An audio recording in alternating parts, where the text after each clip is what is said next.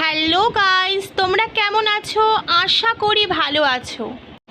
আজ অনেক দিন বাদে একটা মিনি ব্লগ নিয়ে চলে আসলাম।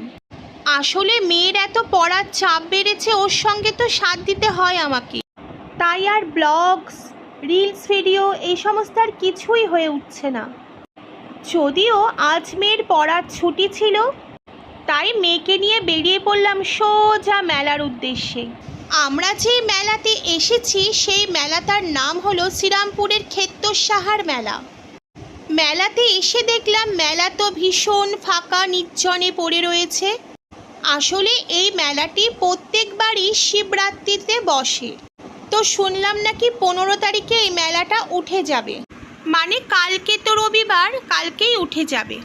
এর আগেও একবার মেলায় এসেছিলাম, তবে ফাঁকা তো কি হয়েছে, আমার আবার ভিড়ের থেকে ফাঁকাটাই বেশি ভালো লাগে। ফাঁকায় ফাঁকায় জিনিসগুলো একটু দেখতে পারবো, কিনতে পারবো। আমার মেয়ে কিছু জিনিস কেনাকাটি করেছে, ওর যা যা দরকার। এটা হলো বিটিএসের পুতুল। আমিও কিছু কেনাকাটি করে খাওয়া দাওয়া করে আমরা কিন্তু বাড়ি চলে এসেছিলাম। আজকের মতো